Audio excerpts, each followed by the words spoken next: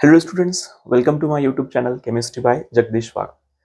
Dear student, आपण ही जी series सुरू केली आहे ज्याच्यामध्ये आपण महाराष्ट्र बोर्डसाठी जो सिलेबस आहे त्याच्यामधले कुठले टॉपिक इम्पॉर्टंट आहेत केमिस्ट्री सब्जेक्टमधले त्याचं आपण डिस्कशन करतोय. जे स्टुडंट या चॅनलवरती नवीन असतील त्यांना एक इन्फॉर्मेशन देतोय की मी प्रत्येक चॅप्टरमधले exam point of view, board exam point of view जे टॉपिक महत्त्वाचे आहेत त्या टॉपिकची तुम्हाला लिस्ट तयार करून देतोय. हे टॉपिक तुम्ही वेल प्रिपेअर करायचे सगळ्यात आधी. ओके, एक्सपेक्टेड हेच आहे प्रत्येक स्टुडंटकडनं की तुम्ही प्रत्येक चॅप्टर थरोली 100% करणं गरजेचं आहे.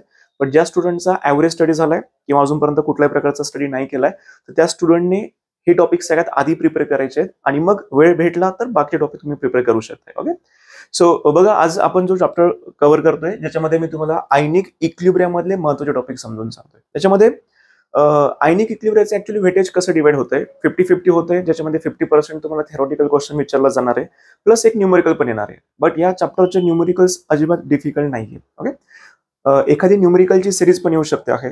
पॉसिबल झालं तर मी तुम्हाला बोर्डला आलेले सगळे न्यूमेरिकल सॉल्व्ह पण करून देईल, बट त्याला थोडासा वेळ लागू शकतो. ओके, सो बघूया या टॉपिक मधले तुम्हाला इम्पॉर्टंट टॉपिक कुठले कव्हर करायचे त्या चॅप्टर मधले.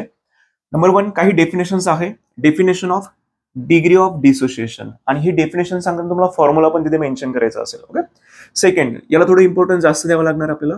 याच्यावरती एखादा एमसीक्यू सुद्धा तयार होतो.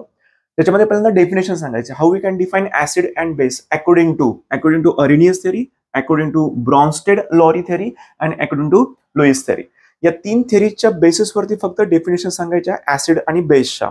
ओके, प्रॉपर एक्झाम्पल देऊन प्रत्येक डेफिनेशनला एक्झाम्पल देणं हे कंपल्सरी असतं. ओके, आणि डेफिनेशन मध्ये तुम्ही कुठल्याही प्रकारचं चेंजेस स्वतः करू शकत नाही. डेफिनेशन मध्ये टेक्स्टबुकची जी लँग्वेज आहे तीच तुम्हाला कंपल्सरी यूज करणं गरजेचं आहे.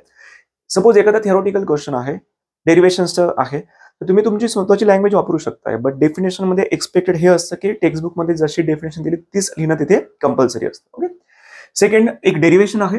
This is Ostwald dilution law. Derive Ostwald dilution law for weak acid and weak base. हे दोघं डेरिव्हेशन एक्झॅक्टली सिमिलर आहे, खूप काही चेंजेस नाहीये. 2 किंवा 3 मार्काला हे डेरिव्हेशन विचारलं जाऊ शकते. नेक्स्ट डेरिव्हेशन आहे, it is relationship between pH and pOH. आपण ते दाखवतो ना, pH plus pOH is equal to 14.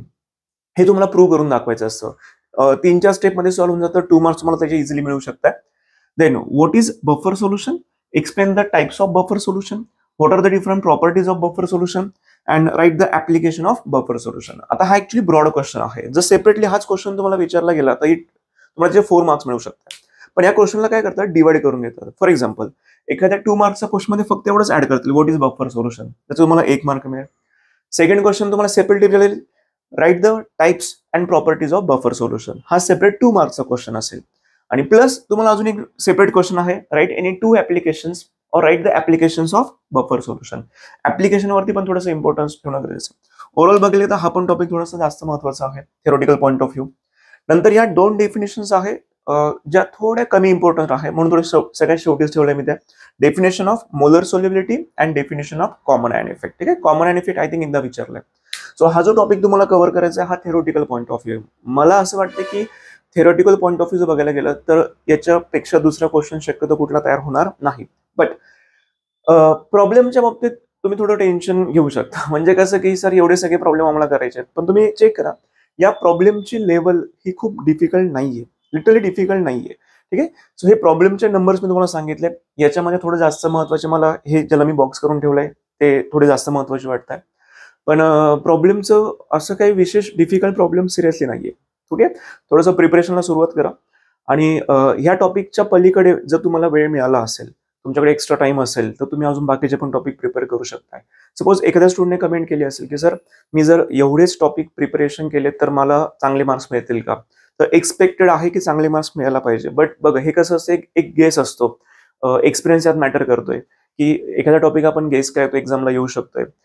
2023चा तुम्ही पेपर बघितला तर जे मला रेकमेंड टॉपिक होते ते टॉपिक बऱ्यापैकी आलेले होते. ठीक आहे, सो 2024 इयरला जो बोर्ड पेपर होईल, सांगायचा मुद्दा तोच आहे की सगळ्यात पहिल्यांदा तुम्ही आधी हे टॉपिक वेल प्रिपेअर करायचे आहेत आणि त्याच्यानंतर तुम्हाला वेळ मिळाला तुम्ही एक्स्ट्रा टॉपिक करू शकता. ठीक आहे, पुढच्या चॅप्टरचा व्हिडिओ मला लवकरात लवकर देतो. ठीक आहे, हे व्हिडिओ तुमच्या मित्रांपर्यंत नक्की शेअर करा. थँक्यू.